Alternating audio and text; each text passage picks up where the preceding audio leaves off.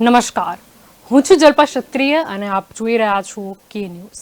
મોંઘવારીના માર વચ્ચે હવે ગુજરાતની જનતા માટે વીજળી મોંઘી થઈ છે।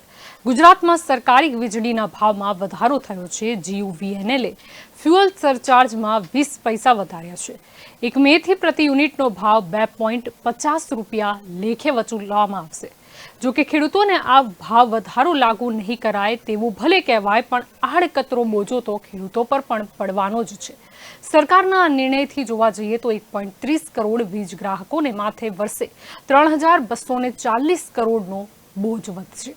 પેટ્રોલ, ડીઝલ, ગેસ વગેરે વસ્તુઓના ભાવ વધારામાં વધુ એક બાબત સામેલ થઈ ગઈ છે અને ગુજરાતમાં વીજળીના ભાવમાં હવે વધારો ઝીકવામાં આવ્યો છે। અને આજે આપણો આજનો ચર્ચાનો વિષય છે અને આજે આપણી સાથે આ ચર્ચામાં જોડાઈ ગયા છે ભાજપ તરફથી પારુલ પટેલ આપણી સાથે જોડાઈ ગયા છે, કોંગ્રેસ તરફથી ડોક્ટર નિકુલ પટેલ આપણી સાથે જોડાઈ ગયા છે, રાજકીય વિશ્લેષક વાસુદેવ પટેલ આપણી સાથે જોડાયા છે, જનપ્રતિનિધિ ભાવિક અમીન આપણી સાથે જોડાઈ ગયા છે। આ બધાનું સ્વાગત છે કે ન્યૂઝમાં।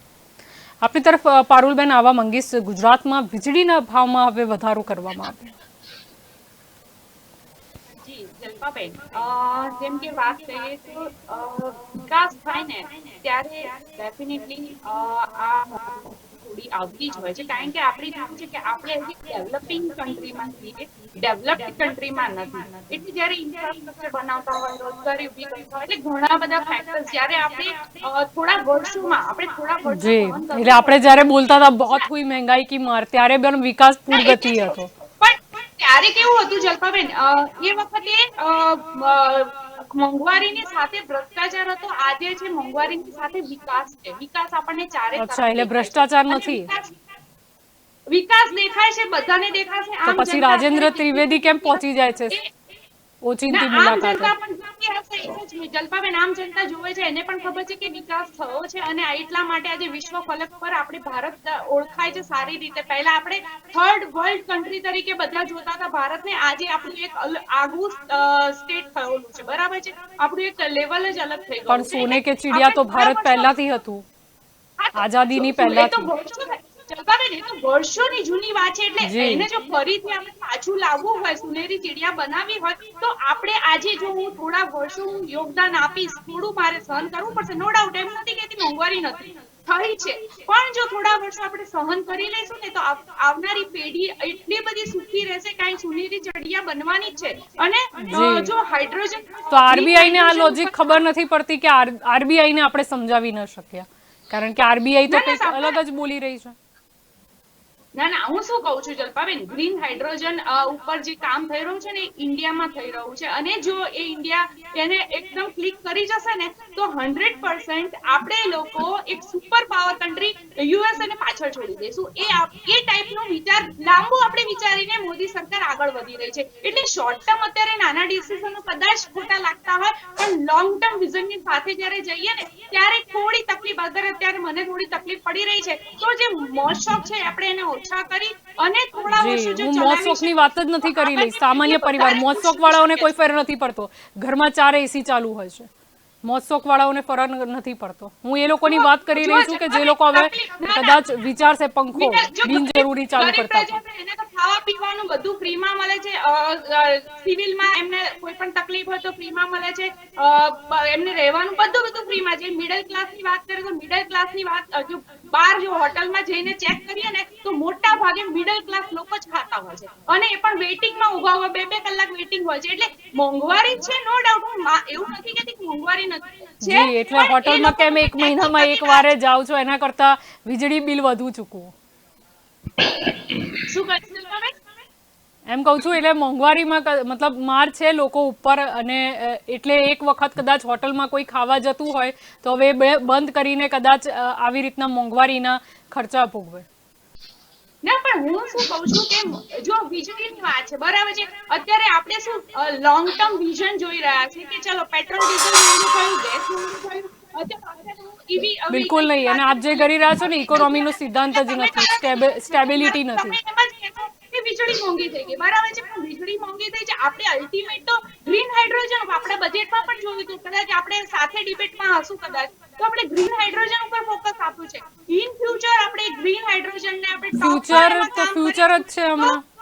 પણ ફ્યુચર એમ બેન તો આજે કરીશું 2022માં ત્યારે એ ફ્યુચર ખેડૂતોની થશે। આવક બમણી થઈ સપનું જવાની જ હતી। નહીં જોઈએ, સપનું જોઈએ તો ક્યાંથી આપણે એ લેવલ પર પહોંચવાના છીએ? એટલે અને ગરીબોને અત્યારે પણ સપોર્ટ જ કરવો છે તો આપણા ત્યાં બેડ ડેપ્ટ કેમ હોય છે? બધા ભાગી કેમ ગયા નાણું લઈને? આપણે એને રોકી નાખીએ.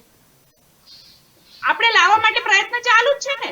મોદી સરકાર કામ કરી જ રહી છે. અને જો અગર જો મોદી સરકાર ફેલ હોય તો હમણાં જે પણ હું ક્યાં કહી રહી છું મોદી સરકાર ફેલ છે? હું તો કહી જ રહી છું કે મોંઘવારી કેમ વધી રહી છે.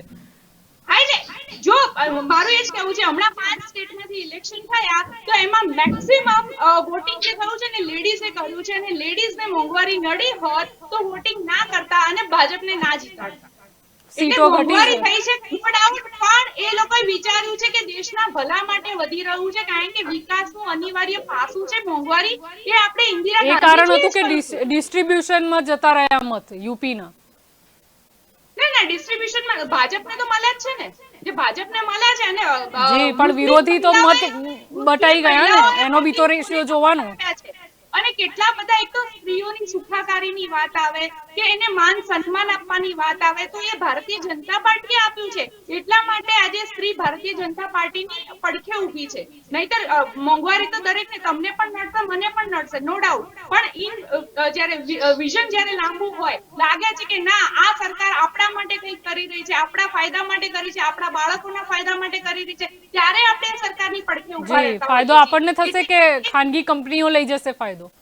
ના ખાનગી કંપનીઓને ઓવરઓલ જોવો ને વિકાસ દેખાય છે, બધાને ફાયદો થયો છે. ટેમ્પરરી ફેઝમાં તમને લાગે કે અત્યારે આપણને ખિસ્સામાંથી 1500 જતા હતા પેટ્રોલના કે તો અત્યારે 2000 જવા લાગે, પણ એ ટેમ્પરરી ફેઝ છે. થોડા વર્ષો જશે એના પછી જે એની ઇફેક્ટ આવશે તો એ વખતે એટલું બધું, કારણ કે હવે જો માની લો કે હાલ પેટ્રોલ ને ડીઝલ ની વાત કરીએ, એના ઉપર કામ કરવું એના કરતા બેટર છે ને કે ઈવી વ્હીકલ્સ ઉપર કામ કરવું. એના માટે જી બિલકુલ, એટલે તો વીજળીના ભાવમાં પહેલાથી વધારો, એટલે કદાચ પોઈન્ટ રહે કે ના વાહનો માટે વીજળીનો ચાર્જ નથી વધાર્યો, પહેલાથી જ અમે ભાવ વધારો કરતા આવ્યા હતા. ના પણ એટલે જ કહું છું, ઈવી ના, એટલે જ કહ્યું પહેલા કે મેં જેવી ઈવી ની વાત કરી છે, ઇલેક્ટ્રિકલ વ્હીકલ્સ ની, એટલે તમે તરત જ કહેશો કે અત્યારે વીજળીના ભાવ, તો વીજળીની ભાવની સાથે સાથે આપણે હાઇડ્રોજન કાર માટે એટલું બધું વિચારી રહ્યા છીએ. અને હાઇડ્રોજન કાર આપણે કેટલા લાખની હતી કે કરોડની હતી કાર? નીતિન ગડકરીજી જ્યારે હા, કેટલાની હતી? અમાઉન્ટ પણ બોલજો પારુલબેન.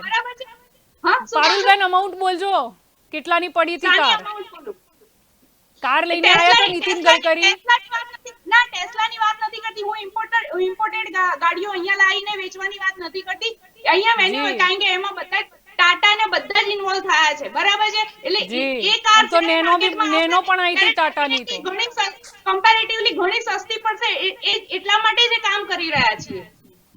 એટલે રિન્યુએબલ એનર્જી ઉપર આપણે ફોકસ છે. ઇન્ફ્રાસ્ટ્રક્ચર અત્યારે જે આપણે વધારી રહ્યા છીએ, ઇન્ફ્રાસ્ટ્રક્ચર બનાવવામાં ખર્ચો થાય, અલ્ટિમેટ પૈસા જાય ક્યાંથી? તો ઇન્ફ્રાસ્ટ્રક્ચર જ્યારે બનાવતા હોય તો એ વખતે રિન્યુએબલ એનર્જી ઉપર આપણે ફોકસ કરવું જોઈએ, નહીં કે આપણે પેટ્રોલ ડીઝલ ટેમ્પરરી છે. પેટ્રોલ ડીઝલ 10 વર્ષ પછી આપણે યુઝ જ નહીં કરતા, નાની અમાઉન્ટમાં યુઝ કરતા હશું, પણ માસ લેવલ ઉપર એનો યુસેજ ના હોય તો અત્યારે એના ઉપર એવું તો સીએનજી નું સપનું બતાવ્યું, પણ સીએનજી ના ભાવ પણ વધતા ગયા. સીએનજી ના ભાવ વધ્યા છે, નો ડાઉટ, પણ હું એ જ કહું છું, રિન્યુએબલ એનર્જી જે એનર્જી છે, સોલર એનર્જી 2% ઓવરઓલ જોવા જઈએ, એનું મતલબ પ્રોડક્શન જે યુટિલાઇઝેશન છે એમાંથી 2% 2% માં થઈ જશે આખા દેશનું. આપણે ટોપ પર છીએ, એટલે બીજા બધા કમ્પેરિઝન પણ જોવી પડે ને. જે આપણી પાસે હાલ સિચ્યુએશન માંથી આપણે કેટલા આગળ વધ્યા છીએ એ જોવાની વાત છે. કે બિલકુલ નતું, મોંઘવારી આગળ વધી છે. શું કહો છો? પણ મોંઘવારી આગળ વધી છે, વીજળીમાં ભાવ વધારો ક્યાંથી આવી ગયો? વીજળીમાં ભાવ વધારો હમણાં તમે જ કહ્યું કે ખેડૂતોને નથી આપ્યો, અને એ પણ 20 પૈસા વધ્યો. ખેડૂતોને નથી આપ્યો, પણ કોલ્ડ સ્ટોરેજ અને બીજી બધી પ્રોડક્ટ્સના અને મેન્યુફેક્ચરિંગ બધાના કોસ્ટમાં તો ઉમેરાશે ને, એટલે ઇનડાયરેક્ટલી તો માર કરી. મેં કીધું કારણ કે મારું કામ છે દરેક વસ્તુ બોલવું, અને મેં એ પણ કીધું કે કદાચ ઇનડાયરેક્ટલી બોજો પડશે. કારણ કે 20 પૈસા મોટો તફાવત નથી. અચ્છા, 20 પૈસા આપણે કેટલા લોકોને છે? 1.30 કરોડ સમજીને ચાલીએ, કેટલા થયા પારુલબેન?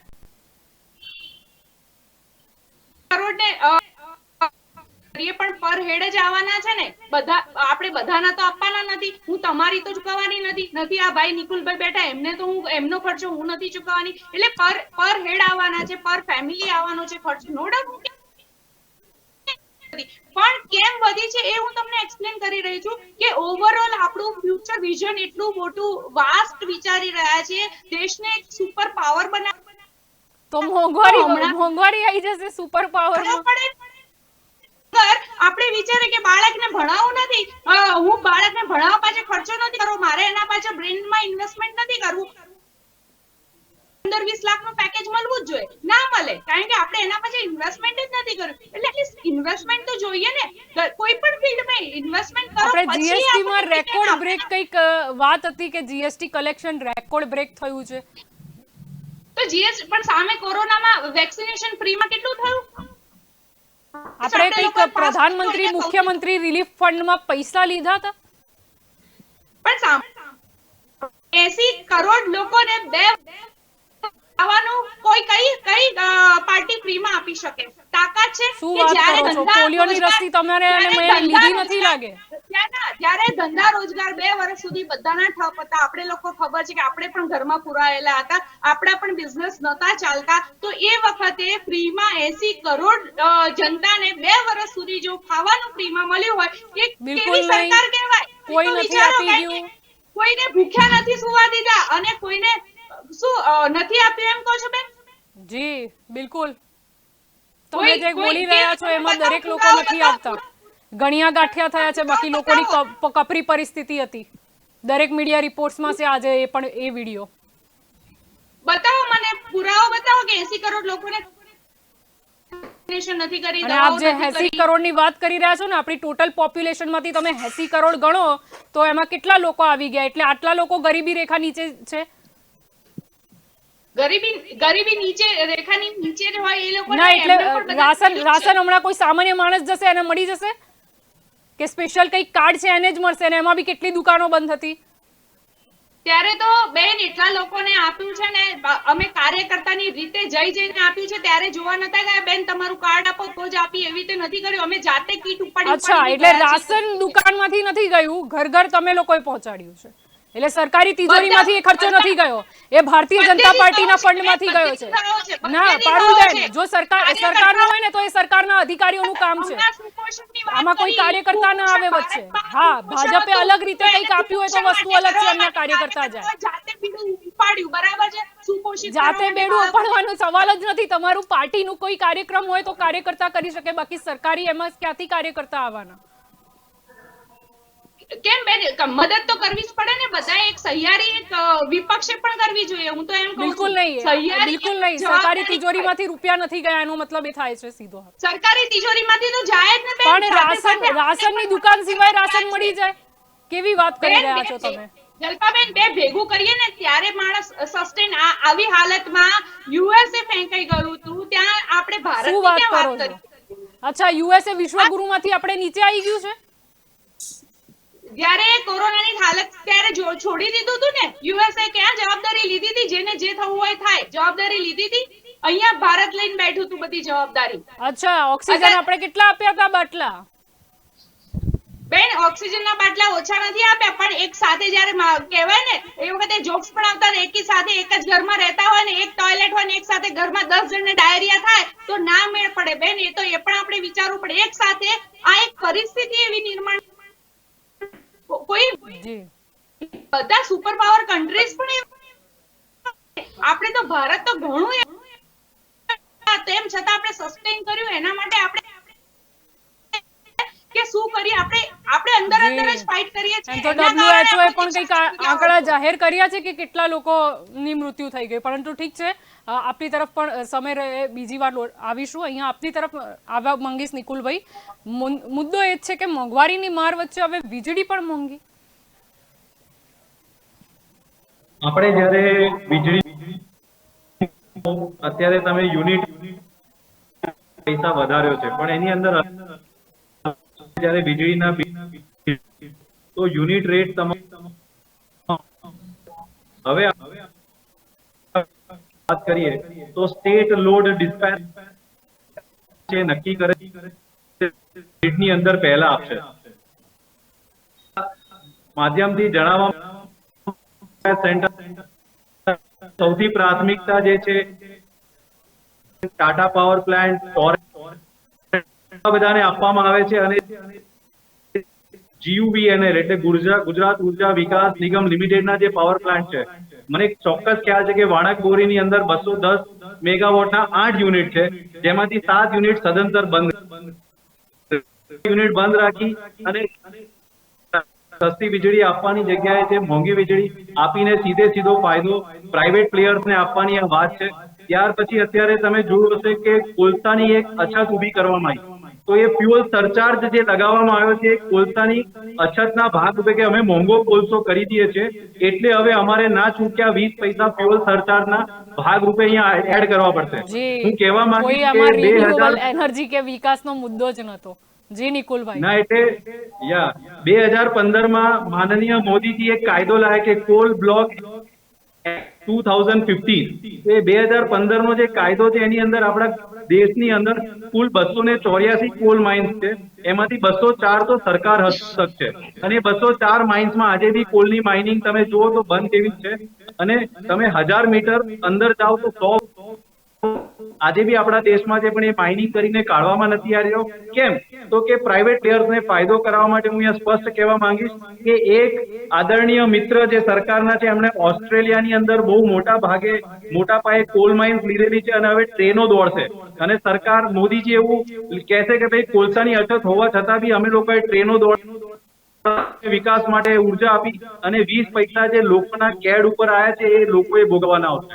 અને હું કહીશ કે બીજું કે જો બિલિંગ આપણે કરવું હોય તો હું તમારા બધા શ્રોતા મિત્રને જણાવવા માંગીશ કે તમારા દરેકનું બિલ 2 મહિને આવે છે. જો એ બિલ દર મહિને જો ઓછામાં ઓછો 30% ઘટી જાય રેટના કે તો 2.5 પછીના 100 યુનિટ વાપરો, પછીના 150 યુનિટ વાપરો, બિલિંગ કરે છે તો 2 મહિને બિલિંગ કરવાથી મારા 650 યુનિટ વપરાવાના છે એટલે હું એક મેક્સિમમ સ્લેબની બહાર જતો રહું છું અને મારો યુનિટ રેટ સીધો 7-8 રૂપિયા સુધી પહોંચી જાય. તો મારી આ સરકારને વિનંતી છે કે તમે મોંઘવારીનો બેવડો મારશો જોડે આજે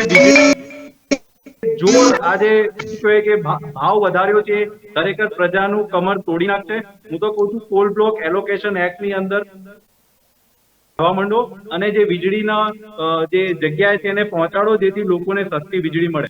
પણ મારે દુઃખ સાથે કહેવું પડે છે કે આ ભારતીય જનતા પાર્ટીની સરકાર માટે મોંઘવારી મુદ્દો નથી, પેટ્રોલ મુદ્દો નથી, ડીઝલ મુદ્દો નથી, પણ એમના માટે મુદ્દો છે બુલડોઝર, એમના માટે મુદ્દો છે લાઉડ સ્પીકર, એમના માટે મુદ્દો છે શું કહેવાય કે મંદિર અને મસ્જિદ, મંદિર અને ચર્ચ, મંદિર અને ગુરુદ્વારા. પછી કેટલી જગ્યાએ હવે તો નવો મુદ્દો આવી રહ્યો છે કે તાજમહેલની જગ્યાએ કંઈક બીજું બનાવીશું, પેલી મસ્જિદની જગ્યાએ કંઈક બીજું બનાવીશું. મારા દેશના લોકોને આ બધી વસ્તુથી ફરક પડવાનો છે પણ પ્રાથમિક જે જરૂરિયાત છે અમારી દેશની સરકારને હું વિનંતી કરીશ, 2 હાથ જોડીને વિનંતી કરીશ કે હાઇડ્રોજન ટેકનોલોજી જે છે ટોયોટો કારમાં આવી છે અને ટોયોટો કાર ક્યાંની છે બેન જરા તપાસ કરી લે. આપણા ત્યાં હજી ટેકનોલોજી ડેવલપમેન્ટની બહુ વાર છે અને ઇન્ટરનેશનલ પેટન્ટ્સની આપણે વાત કરીએ તો આજે આપણે જોઈએ તો આપણા દેશની અંદર શિક્ષણ ક્ષેત્રે આ સરકારે જે બજેટ પાછું ખેંચ્યું છે ને યુજીસી ના ફંડ્સ જોઈ લે તો રિસર્ચ જે કટોતી કરી છે એના લીધે બંધ થઈ ગયા છે, પૈસા નથી મળી થવાનું કરવી જોરથી કરવી અને ખોટી રીતે કરવી. મારા દેશની પ્રજાને હું વિનંતી કરીશ કે તમારા માટે મુદ્દો મોંઘવારી હોવો જોઈએ, શિક્ષણ હોવું જોઈએ, પ્રજાતંત્રની અંદર શું કહેવાય કે સારી રીતે લોકો જીવન જીવે એ હોવું જોઈએ, ન કે જે મેનિફેસ્ટોમાં કીધેલું 370 હટાવી દીધી ખૂબ સરસ, રામ મંદિર બનાવી દીધું ખૂબ સરસ, અમે સપોર્ટ કરીએ છીએ, પણ લોકોની જે આજે જરૂરિયાત છે એના માટે બી વાત કરો. રૂપિયો 75 રૂપિયા 50 પૈસા પહોંચી ગયો, 77 રૂપિયા 50 પૈસા પહોંચી ગયો છે, ગેસનો બોટલ 1000 રૂપિયા પહોંચી ગયો છે. મારી આ બેનને જે છે એમને પ્રવક્તાને એમને નમ્ર વિનંતી કે લોકોની તકલીફો સમજો, લોકોનું દેવું બી આજે તમે જુઓ કે કેટલું બધું વધી ગયું છે. તો બસ મને બહુ દુઃખ છે આજે કે મારી સરકાર લોકો માટે ચિંતિત નથી. જી જલપાબેન. આપણી તરફ વાસુદેવભાઈ આવવા માંગીશ. વિકાસનો અર્થ ખરેખર મોંઘવારીથી થઈ શકશે?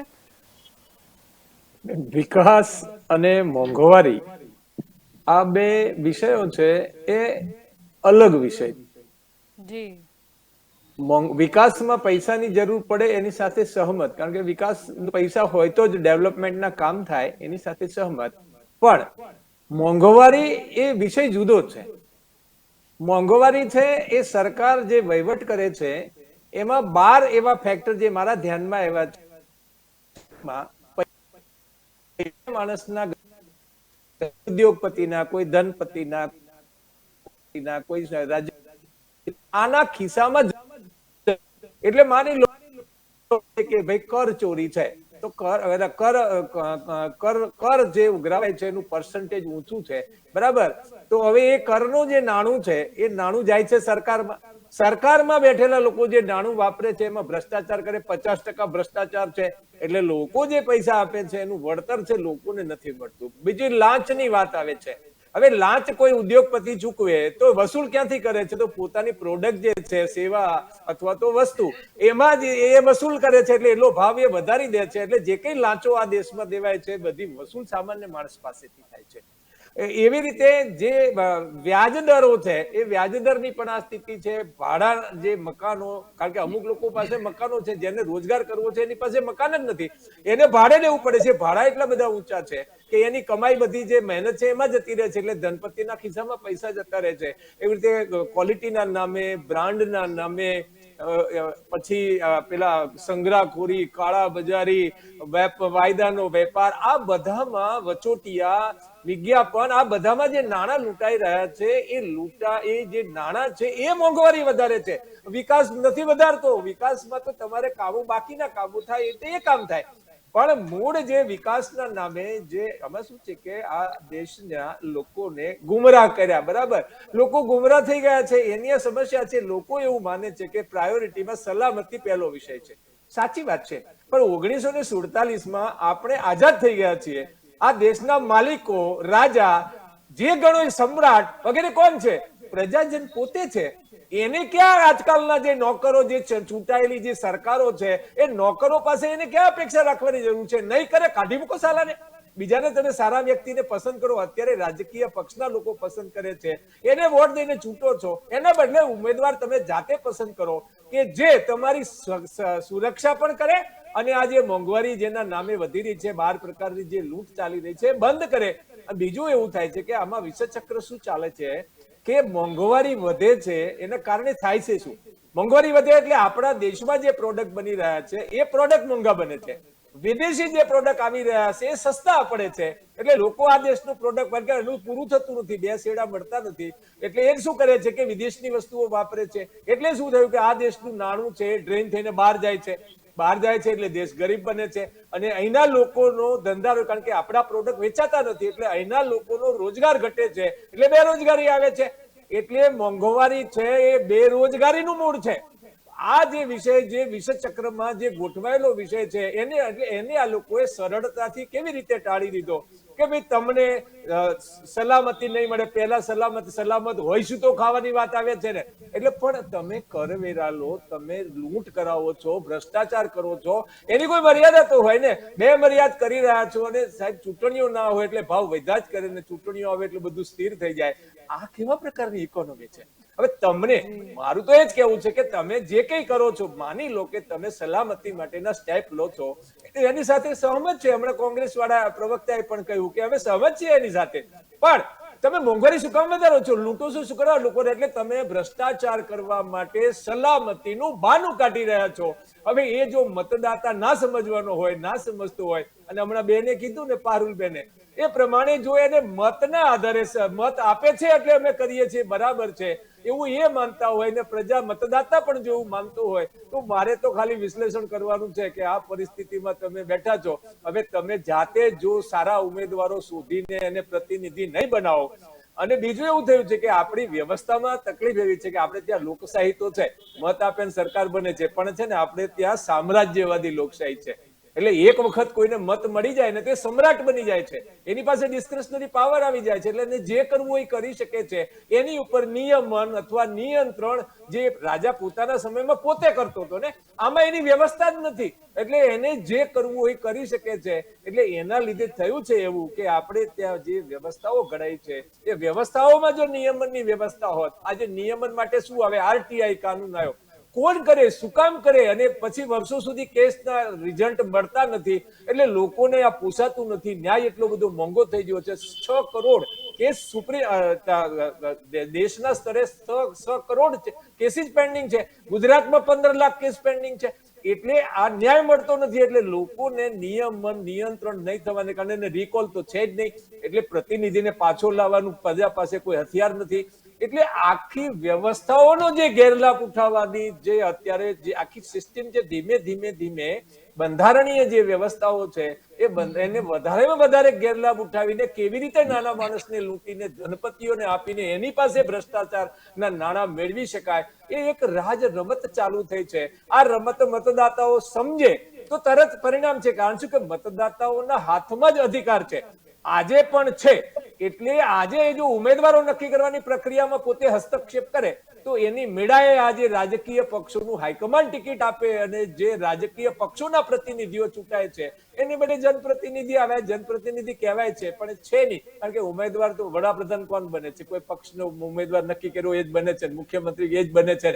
એટલે આ છે ને એક ભ્રમિત અવસ્થામાં દેશના નાગરિકને મૂકી દીધો છે.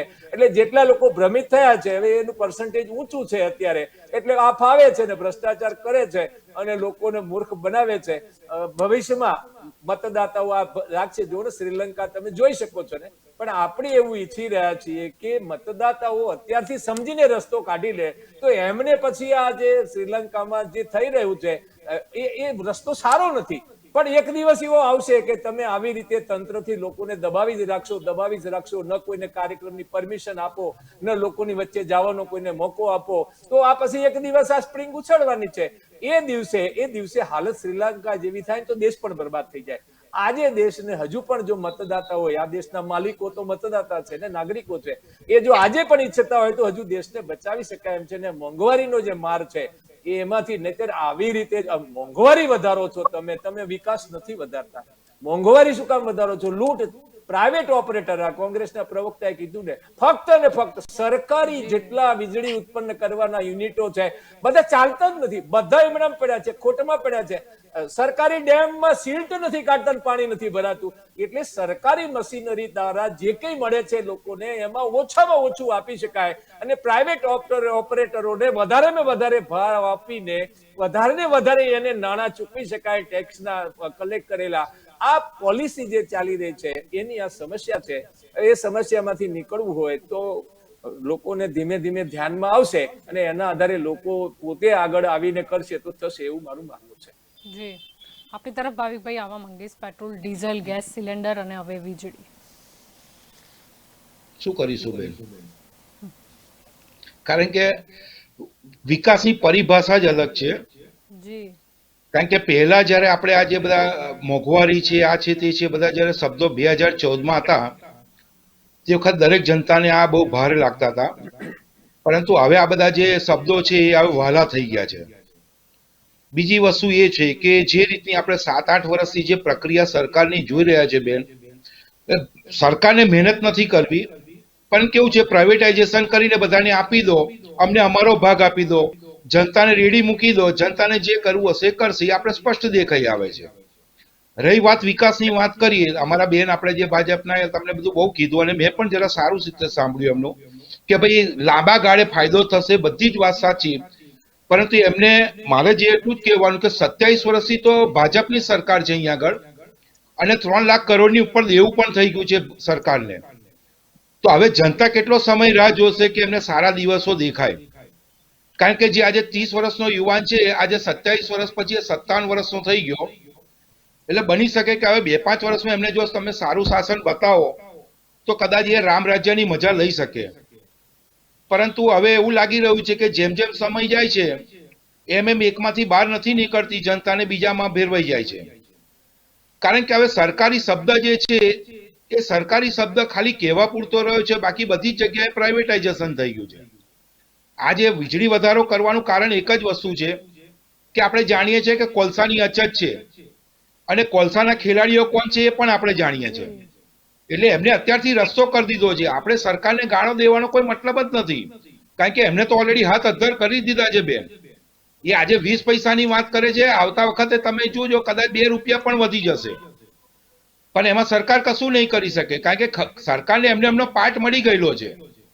એટલે એ વિષય જ નથી આવતો. તમે બાકી જુઓ કે આખા વિશ્વની અંદર 1 થી 4થા નંબરની અંદર અદાણી સાહેબ છેલ્લા 2 વર્ષથી એટલું બધું એવું તો શું કમાઈ ગયા કે આખા વિશ્વની અંદર એમનો 4થો નંબર આવી ગયો. એનો મતલબ કે બધી જ વસ્તુ જુઓ, 70% પ્રોડક્ટ છે. મેં તમને કીધેલું વચ્ચે પણ કે જીવન જરૂરિયાતની જેટલી બી આપણી સામાન્ય જે જરૂરિયાતોને ડાયરેક્ટ કે ઇનડાયરેક્ટલી જે એને અસર કરે છે, એ તમામ પ્રોડક્ટો ઉપર આ લોકોનો કબજો થઈ ગયો છે. અને ભાવ નિયંત્રણ તો છે જ નહીં, ભાવ અંકુશ નથી. એટલે આજે 20 પૈસાની વાત કરે છે, કાલ ઉઠીને 5 રૂપિયાની વાત કરશે, તોય આપણે બીજું કશું કરી જ નથી શકવાના એની અંદર. જનતાએ વિચારવાનું છે કે હવે એમને એમાંથી રસ્તો કેવી રીતે કાઢવો.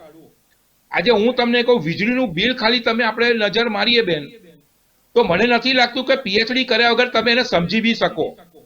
એના માટે બી પીએચડી કરવી પડે, કારણ કે એટલા બધા એ લોકો ચાર્જીસ લગાવેલા હોય છે, આમ જનતાને ખબર જ નહોતી હતી કે અમારા બિલ આવે છે કેવી રીતે.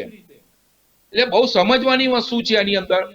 તમે જુઓ, તમે પોતે આજે કોઈ પ્રોડક્ટ લેવા જતા હશો, અહીંયા બધા જે મહાનુભાવ છે એ બધા હોશિયાર જ છે, પણ આપણે એક સામાન્ય વસ્તુ મિક્સર લેવા જઈએ તો બી એની ગાઈડલાઈન આપવા માટે એક ચોપડી પણ આપવામાં આવે છે. તમે ટીવી લેવા જશો તો એની જોડે તમારે એની ગાઈડલાઈન્સની એક ચોપડી આપવામાં આવે. એટલે દરેક વસ્તુની એની બુકલેટ આપવામાં આવે છે. આજે તમારે ત્યાં ડિજિટલ મીટરો બધે બેસાડવામાં આવે, તમને સરકારે કોઈ ડિજિટલ ચોપડી આપી છે ખરી કે તમારા મીટરની અંદર આ ફંક્શન છે કે આ વસ્તુ છે?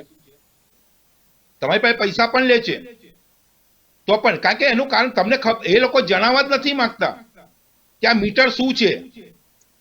તમારા ઘરમાં એ જ પરિસ્થિતિ છે, લાઇટ તમારી પાસે 2 પંખા છે, 2 લાઇટ છે, એસી છે, બધી જ વસ્તુ સેમ ની સેમ વસ્તુ છે, તો પણ એ તમારા એ ફ્લક્ચ્યુએશન તમારા આવશે, ભાવમાં બી તમારું ફ્લક્ચ્યુએશન આવશે. એનું કારણ શું છે? આજે હું તમને કહું છું કે આપણે અહીંયા 6 કરોડની જનતા છે અને કદાચ માની લો કે એની અંદર આપણે 30 લાખ આપણે 1,30,1.30 લાખ આપણા એ છે, એમાંથી મને એટલું ખાલી બતાવો, ખાલી કદાચ 2000 માણસને ખબર હશે કે આ બિલની ગણતરી કેવી રીતે થાય છે. એટલે આ બહુ મહત્વની વસ્તુ છે. જેવી રીતે નિકુલભાઈએ પણ કીધું કે મહિને તમે બિલ આપો તો એમાં તમારે પોઈન્ટ સિસ્ટમમાં ફરક પડે, જેથી કરીને તમારે 200-400 રૂપિયાનો બિલમાં ફરક પણ પડે. પરંતુ આ લોકોનું માળખું એવું છે કે બેન તમે સમજી જ ના શકો. તમે હોર્સ પાવર પ્રમાણે તમે એવું કહેતા હોય કે મારું આટલું યુનિટ બને તો 1 યુનિટ મારું આટલામાં કેટલો હોર્સ પાવર હું યુઝ કરું છું એ તમને પણ નહીં ખબર હોય. તમે એને મીટરને શું જોયા કરશો? તમે આપણે જુઓ, તમે 99% જે જનતા એવી છે કે બિચારો પેલો જે કંપની વાળો મીટર લગાવી ગયો, આપણે એને મીટર ત્યાર પછી જોતા પણ નથી. જ્યારે પેલો બિલ એ કરવા આવે ને તમને જે કાગળ આપે અને એ બિલની અંદર જે રકમ હોય તમે ચૂપચાપ ભરી દો છો. એટલે આ આજની વસ્તુ નથી, ઉઘાડી લૂંટ તો વર્ષોથી ચાલે છે. ફિક્સ રેટની વાત કરું, તમે ફિક્સ ચાર્જ લે છે 30 રૂપિયા. તમે કીધું 1.30 લાખ આપણા ગ્રાહક છે, બરાબર છે, તમે ગણી નાખો 30 રૂપિયા પ્રમાણે એમને કેટલા ચોખ્ખો નફો થયો. અને તો પણ આ કંપનીઓ, મારે આટલા એટલા માટે કહેવું પડે છે, તોય કંપનીઓ એવું કહે છે કે અમને ખોટ જાય છે. આજે 10 વર્ષ પહેલાની વાત કરું, આજ તમારું ઘર હોય, આજ વસ્તુ તમે ચલાવતા હતા, તે વખત તમારે 1,200 રૂપિયા બિલ આવતું હતું, આજે 3,000, 2.5 થી 3,000 નું બિલ આવે છે. તો આટલું બધું તમે ડબલ પૈસા આપવા છતાં, આટલા ચાર્જીસ ચૂકવવા છતાં તો પણ કંપની એવું કહે છે અમને ખોટ જાય છે. આ 20 પૈસાનો વધારોનું બહાનું પણ એ જ કાઢે છે ને કે ભાઈ એમાં ફ્લક્ચ્યુએશન આવે છે એટલે અમે 20 પૈસા વધાર્યો. હવે બેન એવું કે છે 20 પૈસામાં કઈ ફરક ના પડે, પણ એ 1 યુનિટનો ભાવ છે. આજે હું માની લો કે 300 યુનિટ વાપરતો એટલે મને સીધો 4 દુ 8 એટલે સીધા 80 રૂપિયાનો ફરક પડે. કોઈ માણસ 500 નું વાપરતો હોય તો એને સીધો 100 રૂપિયાનો ફરક પડે. ઓવરઓલ તમે જો હોય અને 20 પૈસા પ્રમાણે ગણવા જઈએ તો એનો બોજો સીધો 100 કરોડ ઉપર પ્લસ આવશે. એટલે આ બધી વસ્તુની ગણતરી હોય, પણ મને તો હજુ આ બિલોમાં બેન સમજ નથી પડતી કે આ લોકો બિલ કેવી રીતે એપ્લાય કરે છે. જી પણ કઈ વાંધો નહીં, હવે આપણે પેલું કેવું છે, વર્ષોથી પેલી આદત પડી ગઈ છે કે લૂંટ, હમ તો લૂંટને કે લીએ તૈયાર હે, જો ભી આए લૂંટને જાઓ.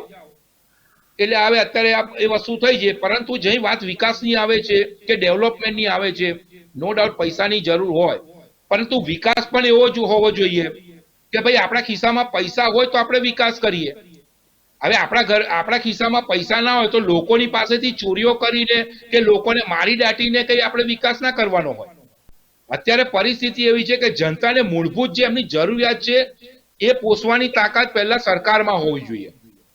મારી પાસે વ્હીકલમાં પુરાના 50 રૂપિયા પેટ્રોલના નહીં હોય અને તમે મને મેટ્રો ના કે પછી બુલેટ ટ્રેનના સપના બતાવશો, એ મારા કશા કામના નથી.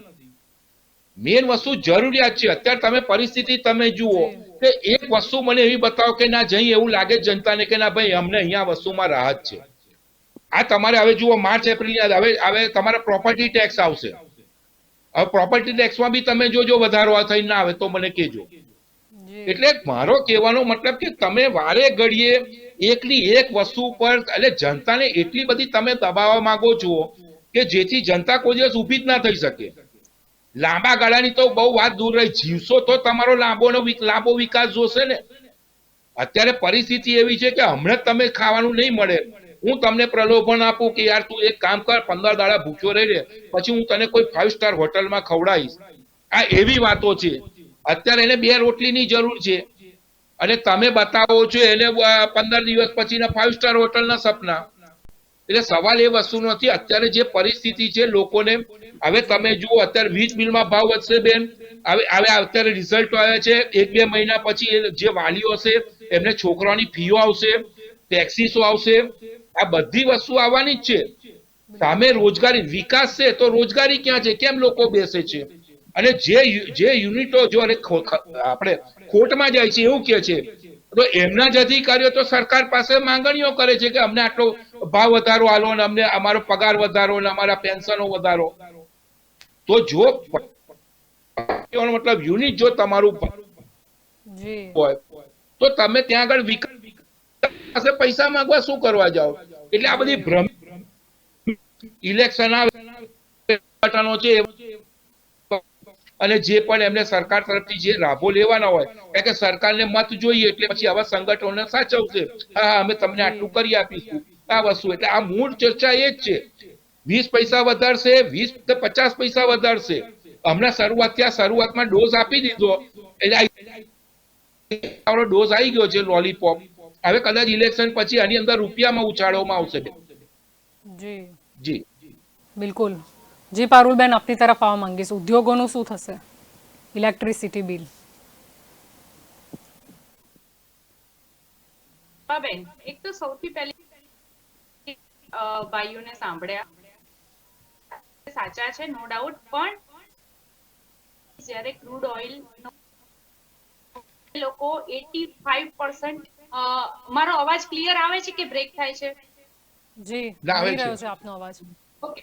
આપણું જે ભારત છે એ 85% ક્રૂડ ઓઇલ આપણે ઇમ્પોર્ટ કરીએ છીએ કારણ કે આપણે એના પ્રોડ્યુસર્સ નથી. અને ક્રૂડ ઓઇલના ભાવ એટલે આંતરરાષ્ટ્રીય માર્કેટ ઉપર આપણે આધારિત રહેવું જ પડે, એના ઉપર આપણી કોઈ ઓપ્શન નથી. એટલા આપણે માટે પેટ્રો બોન્ડ પતી ગયો. એટલા માટે આપણે ઓપ્શન્સ વિચારીએ છીએ કે શું કરીએ કે આપણે ક્રૂડ ઓઇલ જ પરચેઝ ના કરવું પડે જેથી કરીને મોંઘવારી ઓછી થાય.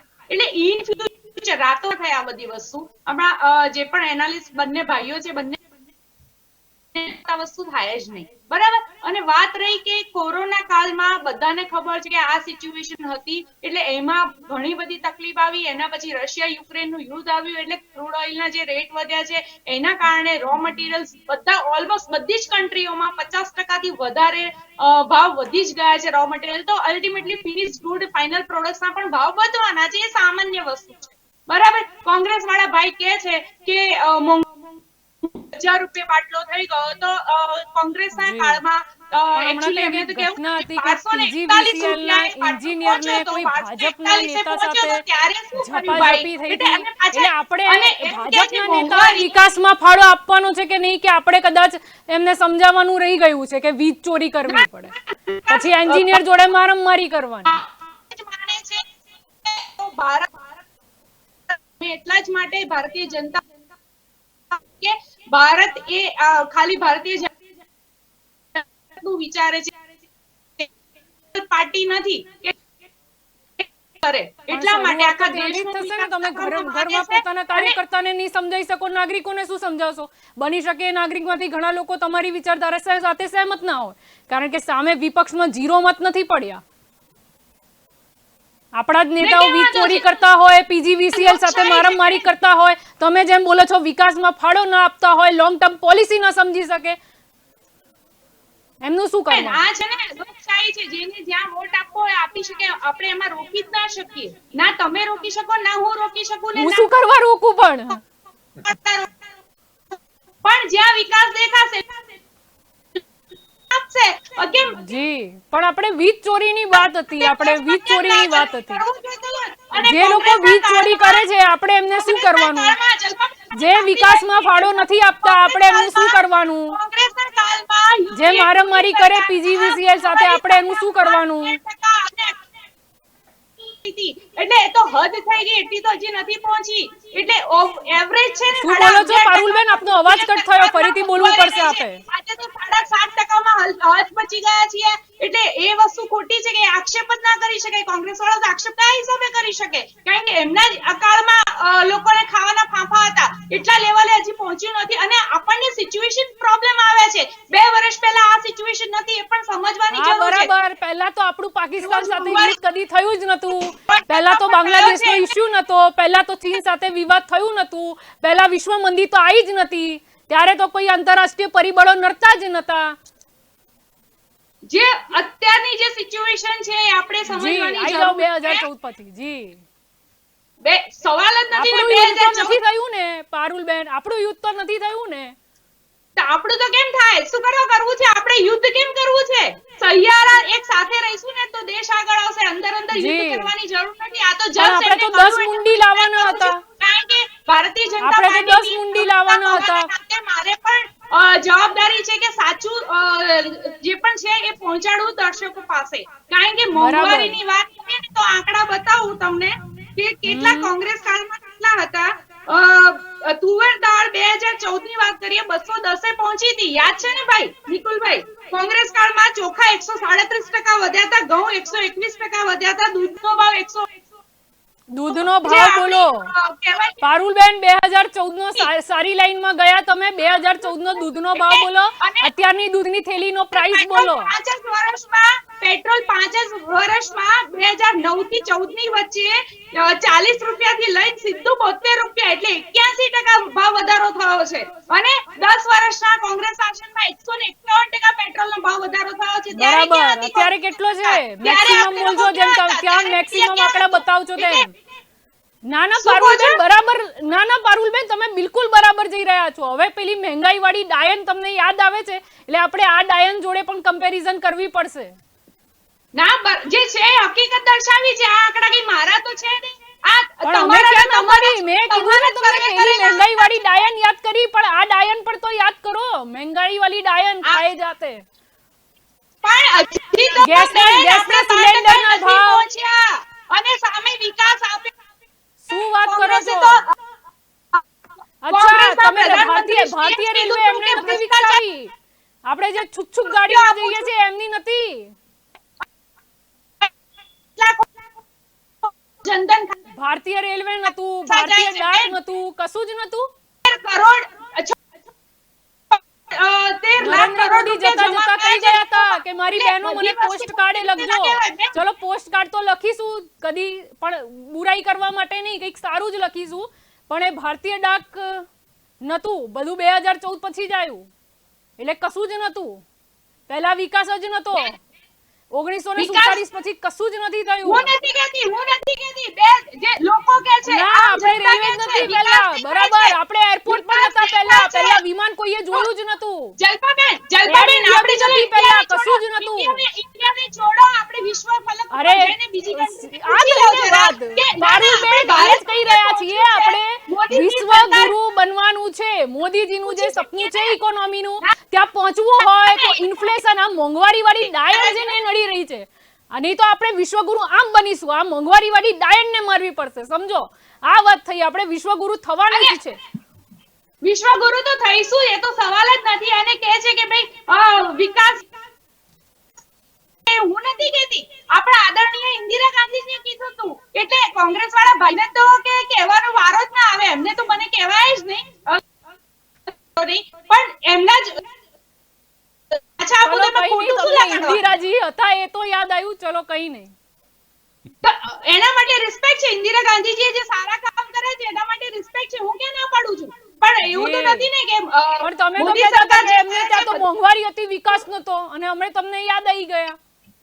રાજીવ ગાંધીજીએ પોતે કીધું તો રૂપિયો આપું છું ને 15 પૈસા પહોંચે છે, તો એ ભ્રષ્ટાચાર નતો તો શું હતું? વિકાસ જી ક્યાં હતો? બિલકુલ, જેમ વિજય રૂપાણીએ કીધું તું સૌથી ભ્રષ્ટ ખાતું મહેસૂલ ખાતું છે, પછી પોલીસ ખાતું આવે છે, તો આવી ક્લિયરિટી હોઈ જાય, ઘણી વાર નીકળી જાય મોઢામાંથી. પણ 2 કિલોમીટર પર ડે બનતા હતા, આજે 32 કિલોમીટર પર ડે બને છે. એ વિકાસ નથી. શું વાત કરો છો? આજે અચ્છા, ખબર નથી એવું તમને? અચ્છા, કિલોમીટરમાં વધે છે કે પછી આપણે કદાચ ખરાબ કામ હોય છે એટલે આપણે જે રોડ ફરીવાર બનાવ્યો હોય એ પણ ગણી નાખવાનો? એ બી કહેજો, નીતિન ગડકરીને સ્પષ્ટતા કરે. અચ્છા, એટલે કોંગ્રેસના કાળમાં તો એકદમ મસ્ત જે બનતા હતા રોડ. કોંગ્રેસનો સવાલ હું તમને પૂછીશ કે કોંગ્રેસ વાળા ભાઈને પૂછીશ, કરંટ સિચ્યુએશન શું છે? ભાઈ કોંગ્રેસ નથી એટલે તો લોકોને તમને પસંદ કર્યા. તમે જે ફાયદા ગણાયા કે ગેરફાયદા ગણાયા એટલે તો તમે આયા. હવે તમને પ્રશ્ન પૂછે છે તો તમને ઇન્દિરા ગાંધી થી લઈને છેલ્લે પહેલા શું સિચ્યુએશન હતી, અત્યારે શું હતું, લાયા તમે કમ્પેરિઝન. ના, પણ જે કોંગ્રેસના પ્રવક્તાએ મને કહ્યું તો પછી મારે શું એનો તો કહ્યું? આન્સર આપવો પડે ને. એમને હા, જે કહ્યું શું તો કહ્યું? એનો આન્સર મેં આપ્યો છે. હા, અને એમને વાત શું થઈ કીધું? એનાલિસ્ટ ભાઈએ પણ આપણે કહ્યું કે ડોલર આપણો આ રૂપિયો બગડ્યો છે, તો ડોલર ઉપર ગયો છે. ખાલી ભારતનો રૂપિયો નથી બગડ્યો, અચ્છા, બધા દેશની શું currency વાહ ભાઈ વાહ, શું સાંભળો, લોજિક છે, સાંભળો. ગુડ. રૂપિયો નથી ગગડ્યો, ડોલર ઉપર ગયો છે, વાહ ભાઈ વાહ, ગુડ. પહેલા એક મિનિટ સાંભળી લો, તમે મને બોલવા જ નથી દેતા તો પછી ડિબેટ કરવાનો મતલબ નથી. તમે બોલી જ રહ્યા છો સાચી બેન, બોલ, અને બોલ, પહેલી સાચી 15 મિનિટ બી તમે જ બોલ્યા છે. જોવું હોય તો રેકોર્ડિંગ હા, તો જોઈ લેજો. મને આ બધા જે બોલ્યા એના આન્સર તો આપવા દો, પછી મને આન્સર આપવા જ ના દો તો સારું, પછી ચલો, શું મતલબ? ડોલર ઉપર ગયો છે, રૂપિયો ગગડ્યો નથી, ખોટું આપણે સ્ટોક હા, એક્સચેન્જમાં ને એ પણ બધા કેવી રીતે રડવા ગયું છે બેઠા હતા. બેન? અરે, ઇકોનોમિસ્ટ હોય એને પૂછી લો, કારણ કે US બરાબર છે, શું કર્યું એમને આરબીઆઈ ને થયું આપણે રેપો રેટ વધારી નાખીએ, એમને અરે, થઈ ગયું, બરાબર છે, સપનું US આવ્યું માં હતું ડોલર ચેરમેન ઉપર ને. કેમ ગયો છે ને, એમાં ત્યાં પણ મોંઘવારી આવે ઓછી કરી, લિક્વિડિટી ઓછી કરે તો ઓટોમેટિક ડોલર ઉપર જાય. એટલે કરન્સી એવું નથી કે ખાલી રૂપિયો, ઇવન યુરો, ઇવન ચાઇનાના યુઆન, પાઉન્ડ, ભારત જ કામ કર્યું નથી એવું નથી. અચ્છા, US એટલે ચાઇના ને એ બધામાં બી ભારતીય લોકો કઈક મત આપી આયા હતા કે એ સરકારની ચિંતા કરે? ભાવ વધે એ બેઝિક વસ્તુ છે બેન. હવે એમાં પણ આપણે એવું કહીએ કે ભારત અરે ખોટું કર્યું, ભારત પણ કેમ વાત વડાપ્રધાન આવે? નરેન્દ્ર મોદી કહેતા હતા કે જ્યારે રૂપિયો ગગડે છે ત્યારે એ દેશની ઇજ્જત લઈને ડૂબે છે, પ્રધાનમંત્રીની પણ એ થાય છે. એવું નરેન્દ્રભાઈએ શીખવાડ્યું, તો અમે કઈ રીતે ભૂલી જઈએ?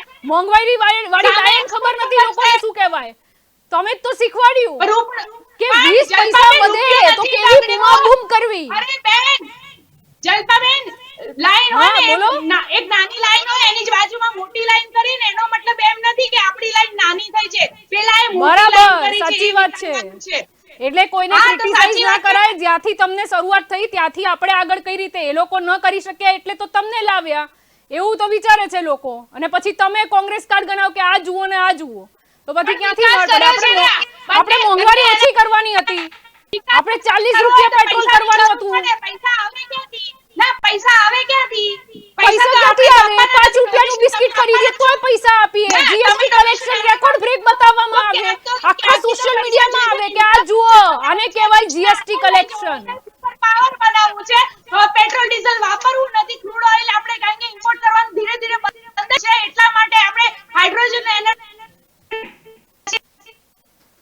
માંગીએ છીએ. ઇન્ફ્રાસ્ટ્રક્ચર ડેવલપ, ઇન્ફ્રાસ્ટ્રક્ચર બનાવવું પડે, એના માટે શરૂઆતમાં તો ખર્ચો થાય ને બેન, એટલે કોણ આપશે? તો ક્યાંથી તો એક જ રેવન્યુ આપણી પાસે જે પેટ્રોલ ડીઝલના ઉપર ટેક્સ છે એ બધું અચ્છા, રેવન્યુ સરકાર બાકી કોઈ પાસે રેવન્યુ નથી, અરે કંપની છે વાળા બેન, નથી આપતા main ટેક્સ? મેન બીજું બધું હોય પણ main અચ્છા, એ છે. એ મેઇન ઇન્કમ છે એટલે જીએસટી ના દાયરામાં નથી આવતી. બરાબર, પોઈન્ટ પર આવી ગયા પારુલબેન તમે. નિકુલભાઈ, ક્યારના તમે કંઈક કહેવા માંગતા હતા. હું બે ત્રણ વસ્તુ ધ્યાન દોરવા માંગીશ આપણા જે બી જી શ્રોતા મિત્રો છે એને, કે જ્યારે રાજા હોય બરાબર છે તો પ્રજા રાજાને જ સવાલ પૂછે બરાબર છે, અને રાજાને જયારે સવાલ પૂછે તો રાજાએ એવું બિહેવ ના કરવું જોઈએ કે પહેલાનો રાજા હતો એ ખરાબ હતો એટલે હવે મારી પાસે કઈ નથી ને હવે મારે લોકોને શું કહેવાય આવે એ રીતના હું મારું કામ કરીશ. ના ના, ચાણક્યએ એવું કીધું નથી છે કીધું કે નિકુલભાઈ, મેં એવું નથી કીધું. આ તો બેન તમારો સાંભળો, જવાબ જ આપ્યો. ક્યારના અમે તમને સાંભળીએ છીએ, અમને તો સાંભળો. જી આવું નવું લોજિક ખબર પડી એ લાગે ગૂગલ ને પણ અપડેટ કરાવવું પડશે કે ભાઈ રૂપિયો નથી ગગડ્યો, ડોલર ઉપર જતો રહ્યો. જી ડોલર બેન, એકવાર સર્ચ મારી લો, ગૂગલ કરી લો જરા. બેન તમે શાંતિ રાખો. પારુલબેન ઠીક છે, મારા શ્રોતાઓ હજી પણ 20 વર્ષ થઈ જશે, એમ તો સમજદાર છે, એ લોકો પણ સમજે છે, પણ આ પણ હદ, આ એક હદ થઈ ગઈ. પણ ચાણક્યએ નથી બી રહી. જી નિકુલબેન, ચાણક્ય- જી નિકુલભાઈ, મેં પૂછી પારુલબેન આપને પૂરતો સમય મળ્યો છે, નિકુલભાઈને બોલવા દો. જી નિકુલભાઈ. ચાણક્ય એમના બુક્સમાં કહી ગયા છે કે પ્રજા ફૂલ પાસેથી ભમરાએ એટલો જ રસ લેવો જોઈએ કે ફૂલની જે મહેક છે એ જળવાઈ રહે, નહીતર એ ફૂલની જો મહેક જતી રહેશે તો એ ફૂલ કરમાઈ જશે. તો મારી આ સરકારને વિનંતી છે કે જે રીતના અલગ અલગ રીતે જે ટેક્સના રૂપે આ જે રસ ચૂસવાના ભાગ રૂપે જે પ્રજાનું લોહી ચૂસાઈ રહ્યું છે એ ખૂબ જ દુઃખદાયક છે. અને ત્યાર પછી આપણે વાત કરીએ તો આ જે રીતનું બધું તંત્ર ચાલી રહ્યું છે એની અંદર ઇકોનોમીની વાત કરીએ. 2000 હતા એ હવે એવું છે કે આ બધા જુમલાઓ હતા, કારણ કે 15 લાખ બી જુમલો હતો, 2 કરોડ રોજ 2 કરોડ રોજગાર આપવા એવી જુમલો હતો. હવે મને કદાચ એવું લાગે છે કે આ પેટ્રોલનો ભાવ 45 રૂપિયા લઈ જવો એ બી કદાચ ભવિષ્યમાં અમિત શાહજી લોકસભામાં બોલશે કે અમારો જુમલો હતો. કદાચ અમિત શાહ ત્યાં લોકસભાની અંદર એવું બોલશે કે ગેસનું બાટલ જે છે અમે 200 રૂપિયા કરવાનું કહેતા હતા એ બી જુમલો હતો. લોકોની સેવા કરવાનું જે અમે કીધું હતું એ બી એક જુમલો હતો. જુમલાની સરકાર સાથે તમે જે આગળ વધી રહ્યા છો, લોકોને જે રીતના હેરાનગતિ થઈ રહી છે અને તમે મુદ્દાને ભટકાવવા માટે જે રીતના બીજી જે મુદ્દાઓ લઈ રહ્યા છો, લોકો થાકી ગયા છે બેન. અને હું વિનંતી કરીશ કે તમારા જે ફિલોસોફી છે ભારતીય જનતા પાર્ટીની કે હમણાં રિઝર્વ બેંક ઓફ ઇન્ડિયાએ 40 બેઝિસ પોઈન્ટ પોતાના રેપો રેટ વધારી દીધા, સરકારને ખબર બી નથી. તો આવા કેવા તમારા આરબીઆઈ ના ગવર્નર છે જે કે ફાઇનાન્સ મિનિસ્ટરને કન્સલ્ટ બી નથી કરતા કે દેશના લોકોની જરૂરિયાત શું છે આજે. બરાબર છે, તમારા નાણાં મંત્રીનો સ્ટેટમેન્ટ હતો કે આરબીઆઈ ના ગવર્નરે મને પૂછ્યું બી નથી રેપો રેટ વધારવા. એટલે બેવડો માર માર્યો છે અને પ્રજા જોવે છે અને પ્રજા સમજુ છે. મુદ્દા હું ફરીથી છેલ્લે તમારા થકી શ્રોતાઓને કહેવા માંગીશ કે આવનારા દિવસોમાં મુદ્દાઓ તમારા શિક્ષણ હોવા જોઈએ, રોજગારી હોવી જોઈએ, બેરોજગારી, મોંઘવારી, આ બધું તમે ધ્યાન પર રાખજો. ન કે લાઉડ સ્પીકર, પછી બુલડોઝર, ત્યાર પછી જે બીજા બધા મુદ્દા ચાલે છે. હમણાં નવા મુદ્દાઓ આવી રહ્યા છે, કારણ કે મને હમણાં જ એક ફોન આવે છે કે તાજમહેલને કદાચ હવે પેલા શું કહેવાય કે કંઈક ઘોષિત કરવાના છે. તો એ લોકોને ગુમરાહ કરવાનું બંધ કરો. અને હું તો કહું છું કે વીજળીની વાત થઈ રહી છે, પાવર પરચેઝિંગ એગ્રીમેન્ટ, આ બેનને કહીશ કે શું છે સમજી લે. અને જ્યારે બી કોઈ કંપની પાવર પ્લાન્ટ નાખે છે ને તો ઇન્સ્ટિટ્યુશનલ રેટ ઓફ રિટર્ન 14% પ્રમાણે વીજળીનો એમનો ભાવ નક્કી કરવામાં આવે છે.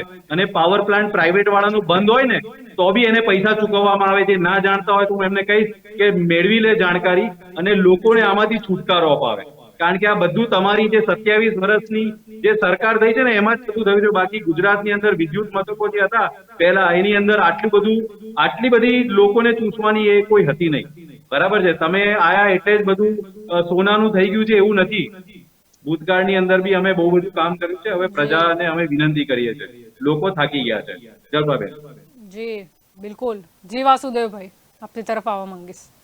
મુદ્દો એ જ છે કે એક પછી એક માર પડીએ રાખશે. હવે વીજળીમાં પણ ભાવ વધારો પહેલા પણ 10 પૈસાનો કરાયો હતો, હવે ફરીથી 20 પૈસા. એટલે શું આ ક્રમ જાળવી જ રાખવામાં આવશે? ઇન્ફ્લેશન ક્યારે દૂર થશે?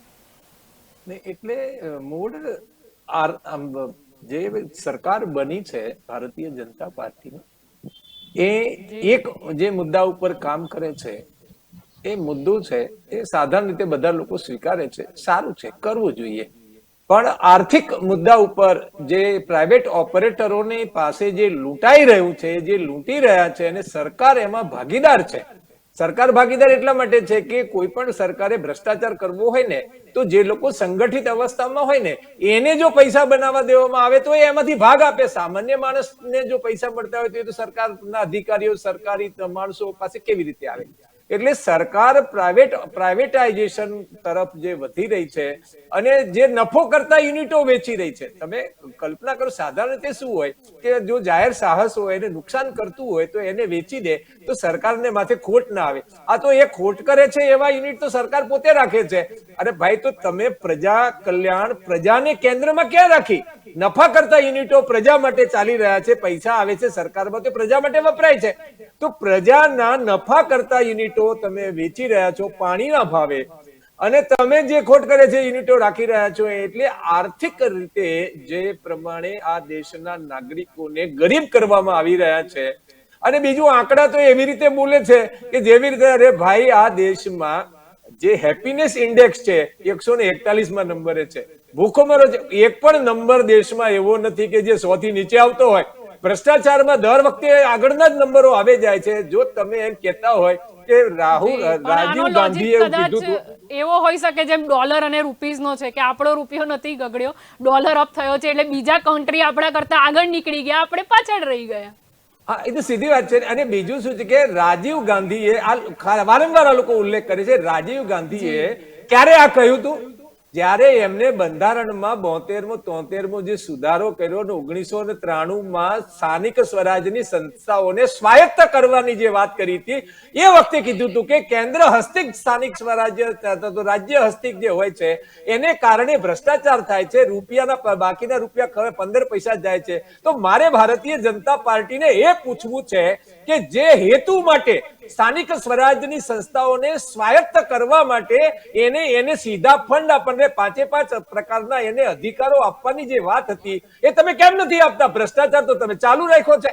ભ્રષ્ટાચાર, પંચાયતી રાજ લાવો તો સ્થાનિક લોકો જ વહીવટ કરે. એટલે એની પાસે એટલે ચુનાવી અધિકારો હોય, ફાઇનાન્સના અધિકારો હોય, વહીવટના અધિકારો હોય, ન્યાયના અધિકારી હોય. આ બધા અધિકાર સ્થાનિક સ્વરાજની સંસ્થા આપવા માટે પંચાયતી ધારો, એ જે સુધારો થયો હતો બંધારણીય, એના માટે થયો હતો. એ આપો તો તમારો ભ્રષ્ટાચાર બંધ થાય. બાકી સિસ્ટમમાં ભ્રષ્ટાચાર તો એમને ચાલુ છે અને ભ્રષ્ટાચાર વધતો જાય છે. જો તમે ખરેખર ભ્રષ્ટાચાર દૂર કરવા માંગતા હોય, તમે એમ કહેતા હોય કે અમે ભ્રષ્ટાચાર નથી કરતા, તો વહીવટ તમે સ્થાનિક સ્વરાજની સંસ્થાઓને 50% આપી દો ને.